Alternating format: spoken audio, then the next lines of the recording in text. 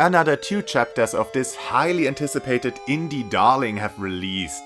This project began about 7 years ago and it's still only halfway done.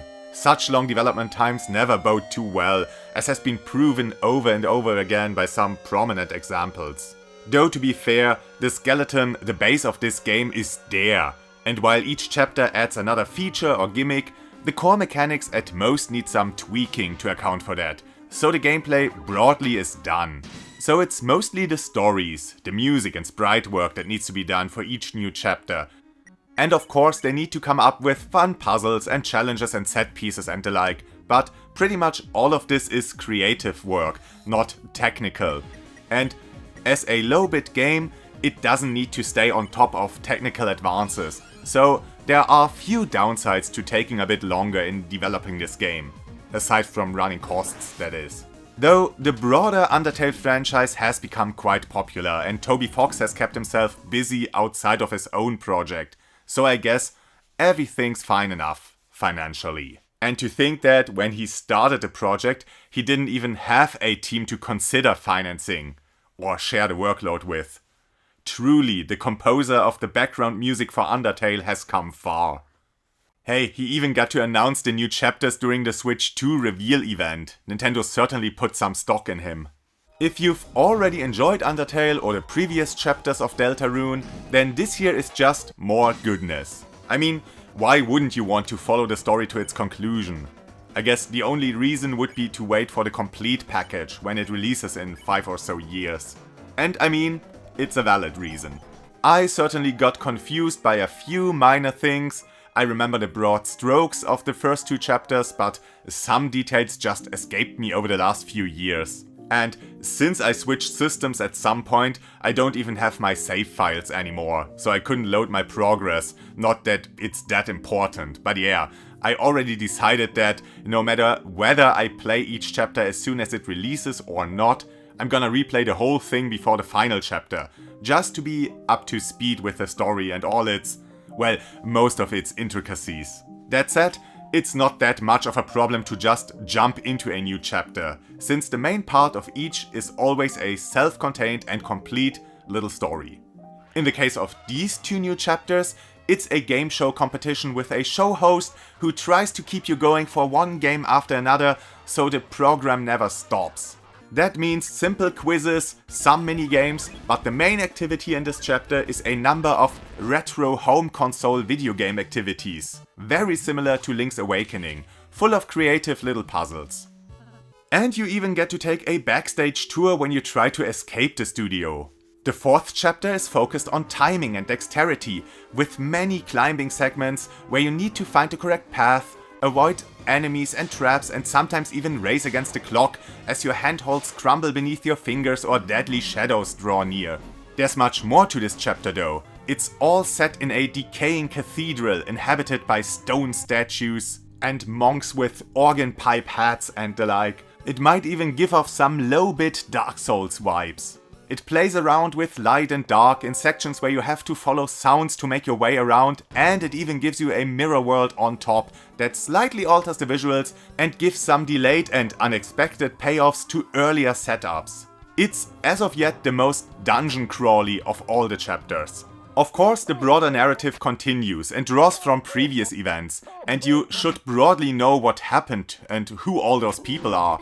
But even if you can't remember everything, you can still have a blast with the specific sub-adventure of a chapter, as I have tested myself, accidentally. So yeah, for those who enjoyed Toby Fox's work in the past, this is just more of it. For a rather fair price. Right now it's 4 chapters of an intriguing story with constantly evolving fun gameplay, with each chapter taking, well, depending on how much time you spend goofing around, exploring every available path, talking to NPCs, multiple times, experimenting with the mechanics. Each chapter can last between 3 and 5 hours. So, at its longest, about as long as a fast playthrough of Undertale, which offered 3 major routes. And this here offers 7 chapters that are narratively a lot more varied. Though at one point there was talk of 8, maybe there will be an epilogue that doesn't contain its own subplot. So some decent value in my opinion, for some really well-told stories, unique gameplay and a whole bunch of laughter. If you enjoy this particular brand of comedy that's sometimes a bit random, though more often than not deliberately does the opposite of what you expect. Or what would make sense. It relies heavily on pop culture and brings it all together with quite a bit of slapstick. If you're not familiar with Toby Fox's work, well, should you get this particular game now that it costs money? Short answer, no. Just get the demo, which contains the first 2 chapters to see if it's to your liking. And if it is, then you can buy the rest of the package, with a promise of even more. But to offer a bit of substance, let me give somewhat of an overview of this game. So this is a top-down retro-style JRPG. There's a bit more to it, but to get an idea of what to expect from the main gameplay loop, this pretty much covers it. Most of what you do is dungeon crawling and fighting enemies in turn-based battles with some ingenious combat mechanics. And this alternates with a bit of exploration in towns and the like, talking to the many colorful NPCs, mostly for fluff, but there's also quite a bit of exposition. Not too artificially, and often well integrated into the exploration. The story covers classic themes of heroism and friendship, but also more contemporary topics like depression, grief, and a good amount of coming-of-age stuff. It's told mostly through comedy, though the game knows how to turn up the drama, or the epicness. And it makes generous use of horror elements, really generously.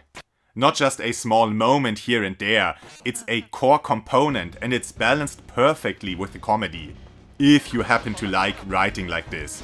It certainly is a matter of taste. But yeah, the biggest selling point is the heartfelt narrative and witty writing.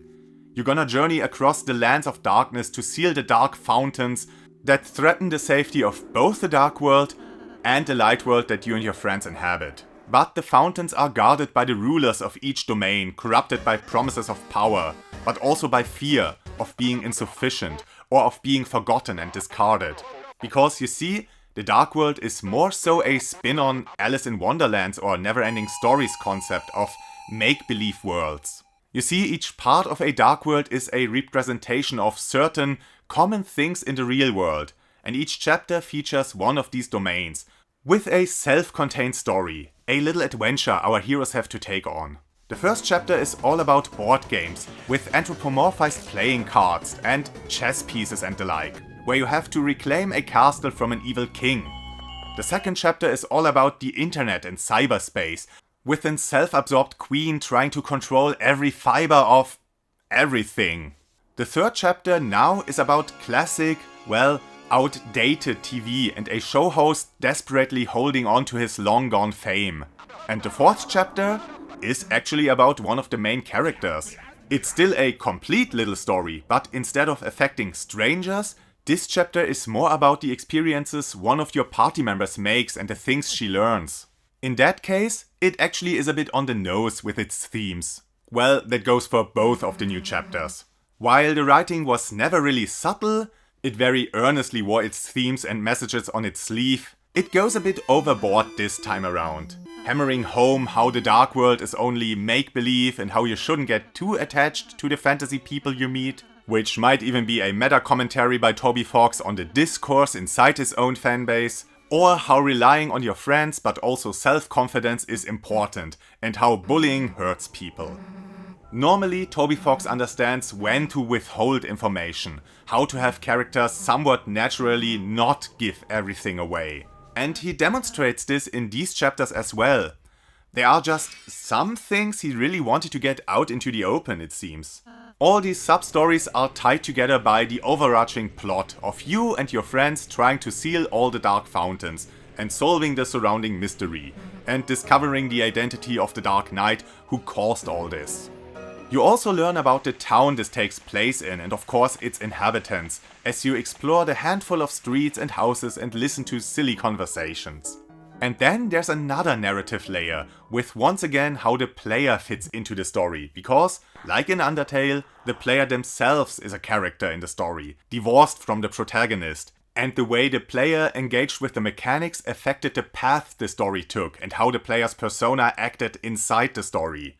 And while Toby Fox certainly didn't want players to go out of their way to destroy the world in Undertale, that playthrough, at least up until a certain point, was required to understand the whole story. But yeah, with all of this, Deltarune in the end tells 9 or so stories. And we as players control a soul, not the protagonist, and that one has a mind of their own and is not always aligned with us.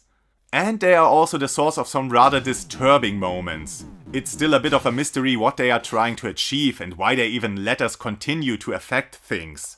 These 3 story layers perfectly complement each other. The sub-stories lead you through the gameplay, the broader narrative gets you emotionally involved, and the disturbing, somewhat meta parts raise the intrigue and act as a bit of a foil so that problems and setbacks can arise without the need for the characters to become temporarily stupid. And while we're at it, the biggest selling point for the game are all the iconic characters. Undertale fans can enjoy familiar looking characters in new ways, well, those few who haven't already played the first 2 chapters. And new players can enjoy a whole bunch of wacky and weird characters, many just for little one-off jokes or setups for sad jokes, though sometimes these silly little things voice some tragic or even deep thoughts. But then there are more complex characters or recurring characters, most often the big bad of a certain chapter, but also other NPCs important to a chapter, with some of them even returning in later chapters, sometimes to give insight, sometimes just for an ongoing joke, often both. And the major NPCs and the party members show how much thought Toby Fox put into this world. They have detailed backstories that are not always obvious and certainly aren't always spelled out for the player. They behave consistently and show their little quirks every so often, well, pretty often, since his stories are rather silly. To make all those quirky characters even more unique, each of them got a striking character design. With most of them, there's something off, like exaggerated or purposeful ugly features. It helps that pretty much everyone is supposed to be a monster. But even the more aesthetically pleasing designs stand out, if only because of the novelty. But even here we have some that are so huge that they tower over everyone, or are just way more detailed than the others. There's something going on with each and every one of them. The graphics are low resolution 8-bit, and the art design goes for a silly comic look, but as this project progressed, the environments got more detailed and the character sprites and animations got more elaborate in all the right places. Even Undertale had some stunningly beautiful moments, and this game just ups the ante even more, without compromising on the chosen art style. Mostly.